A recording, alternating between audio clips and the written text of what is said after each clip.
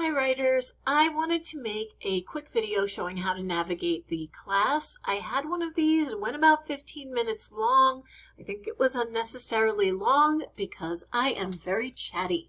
So I will try to keep this one quick. So I'm just in an old class here so you can kind of take a look at the layout of the class. So if you're a new student, then this review, this will certainly help you. But even if you're not a new student, there really may be some aspects of the classroom that you're not using, that you're not taking advantage of because you just don't realize that they're there. So I just want to walk you through the class. So the first thing you want to do in every single class that you go into is go to Course Home. So if we go to Course Home, this is going to bring us to our announcements. Read your announcements each week. Just check them out, see what's going on. Some teachers write really in-depth announcements and give you a ton of information, and other ones are, just going to be like, hey, welcome to week 2, have a great day. So check it out because you never know what's going to be in there. So then you first are going to go to your course overview and introduction. Remember that there's a little arrow up here, so don't just read this first page. I've had students do that, be like, well, it wasn't in there. I just saw, a couple of sentences. So make sure you go to the little arrow and click through and read everything. It's got your objectives. See, this is your assignment due dates, what week they're due. This is your syllabus. So you definitely want to check the syllabus. It's a good idea to check it each week, but definitely read through it the first week in the class. It has, a lot of good information, the grading scale, student handbook, the breakdown of how much each assignment is worth. Just a lot of great things in there. And this is, our course materials, technology requirements, and the Ask a Librarian. So I don't want to brush over Ask a Librarian. The librarians at the school are amazing. I have never heard a single bad story about any of the librarians or any interactions there. And this is from faculty and from students. I was designing a class and I needed some resources. I sent a quick email to them. They got back to me with like 100 resources an hour later. I think it might have been a day later, but it was amazing. And that's the same sort of thing I hear from the students. The librarians, you can text them. You can do a live chat with them. You can do a screen sharing and they can help walk you through how to use the library. There's also other resources in there. There's tutoring if you go into the library. There's just... The library is amazing. You should really think of our library as a little bit, I don't want to say less than a library, more than a library. When I went to college, we had what we call the Student Activity Center. It's kind of like that, where all of the resources that you might need in the class and in the school are largely located in the library. That's kind of our one-stop shop for where everything might be. So if you go in the library, you're not just going to find the library. You're going to find your link to your tutoring. You're going to find videos and training, podcasts, all sorts of things like that. So really play around with the library. It's tens of thousands of dollars of resources, probably hundreds of thousands of dollars of resources, that you would have to pay for otherwise on all sorts of topics that you can really take advantage of. So, librarians 365 days a year, they're amazing.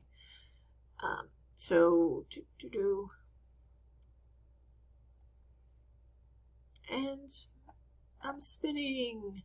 I used to say in these videos that I lived in rural Arizona in the middle of nowhere, and now I don't. I live in a city in Arizona, but we still are, I don't know why that's doing that. So we go through, just click through your arrows. It'll tell you this is the late policy.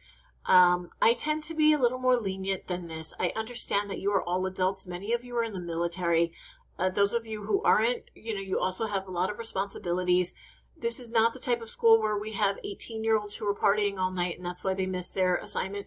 Though, honestly, I've had students, write to me and say, oh, it's my 21st birthday and I'm going to Vegas for the weekend. Can I have a few extra days? And I'm going to say yes, have fun. So they always tell you, let us know before your assignment is late. But with real emergencies, we can't do that. So if you email me before or after, you explain what's going on, the kids are sick, you had to work overtime, whatever it is, just let me know. And as long as it's not something that becomes a habit, that you're just late constantly, though if you are, I've had students going through cancer treatments and things like that, I'm going to work with you. I want you to learn the material in the class. So if you need a little bit of extra time because your life is especially crazy this semester, I'm going to work with you as best I can. You just have to let me know. All right, so this brings us to our welcome discussion. So I just want to kind of touch on something here. You know, when you're going through the class course navigation, and it brings you to this, and that's wonderful. And you post your introduction, and you move on. But I've been in some classes where they weren't set up quite right. So you might have weeks 1 through 5 where it brings you straight to that discussion, and then week 6, week 7, that's not there. And don't just assume that there are no discussions if the discussion or the assignment isn't there. I would suggest in all classes, every week, you click this discussion button and you scan through and see if there's a discussion for the week, if it's optional or not. It'll say optional next to it if it's not graded. See, this one doesn't have a week 7, but I've had classes where the students, were not able to access these forums without going straight to discussion. So always make sure you do that. And also always make sure you go to assignments and you check out the assignments. It'll have the due dates. These two are not graded, so they don't have due dates, but they'll have the due dates there. And any information about the assignments. It's really a good idea. I would say even program these into your phone or your calendar if you have any other, however you may do your sort of calendar. So program them in and maybe put a reminder a few days before or so, just so that you don't miss anything. It's, if you're like me, it could be really helpful to do that. So when we're back to course home, I brought you through this one. I don't really think I need to bring you through the rest of them. They'll be pretty much the same. You're going to have lessons in these. So when we get into the weekly ones,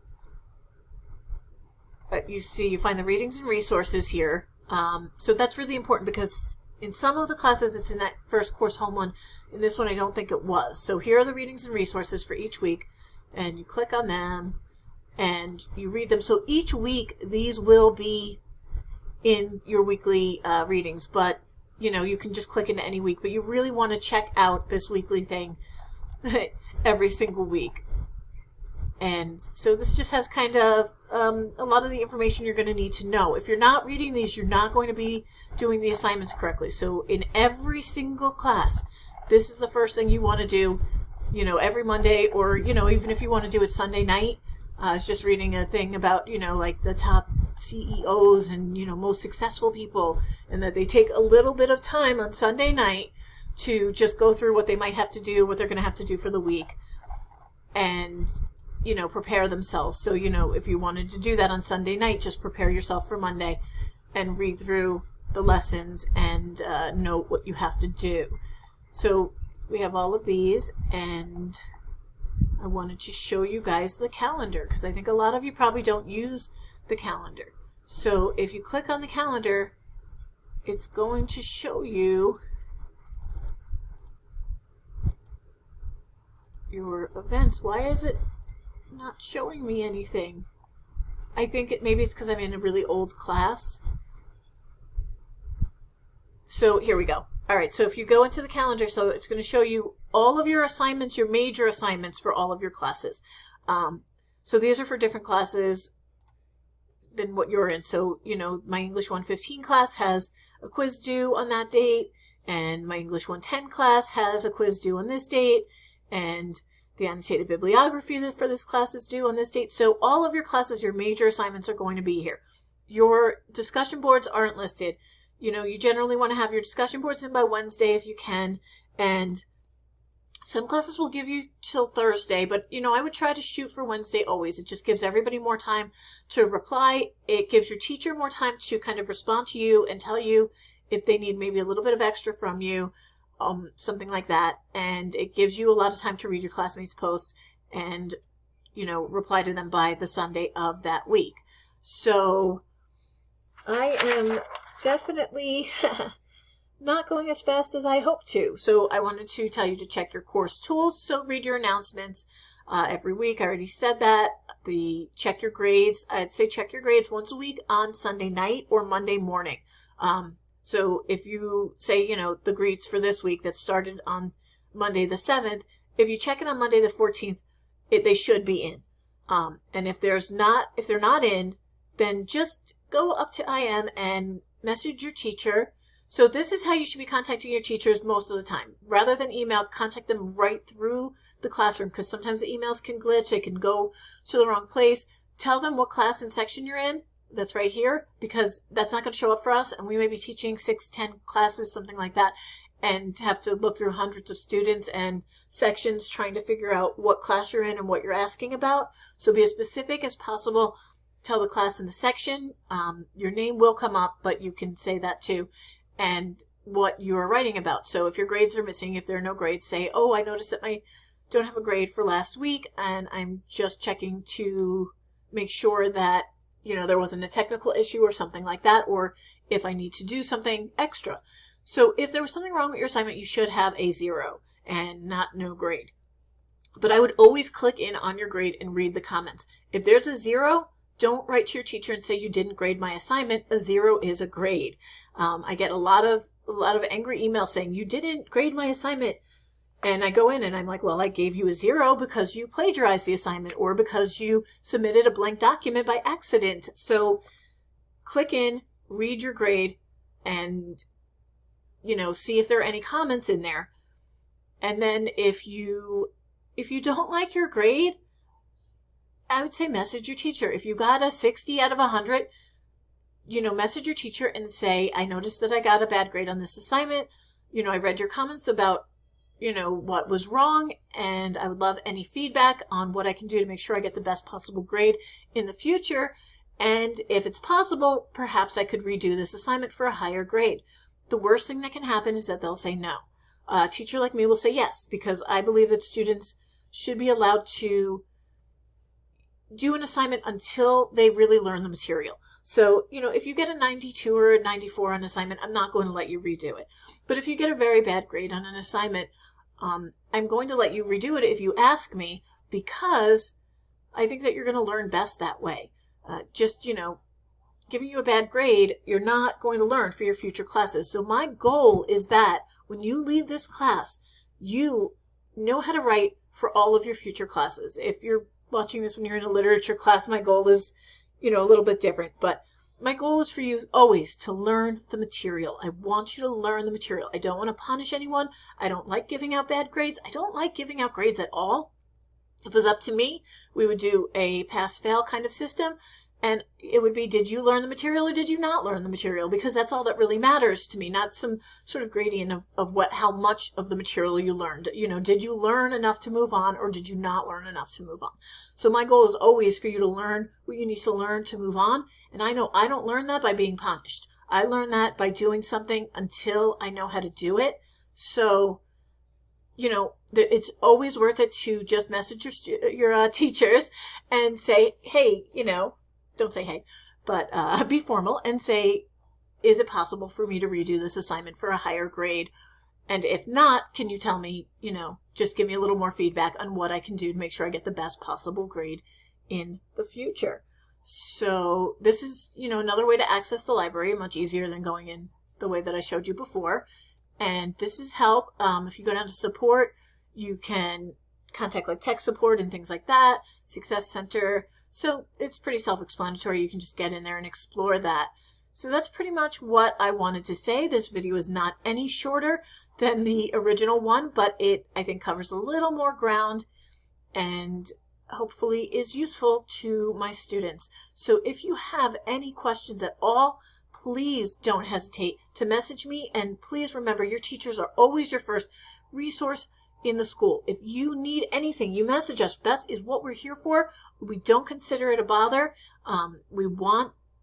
When I get emails from a student, I think this is a good student who wants to do well. I don't think this is an annoying student who's bothering me. I would really suggest emailing every teacher, finding some reason to do it every semester, because it definitely sets a tone. I have a YouTube channel. It has a lot of information on it for my students, how to write papers, how to write about literature, and just different things about English. So I'm going to try to link to my main YouTube channel if I can. I don't know if I can.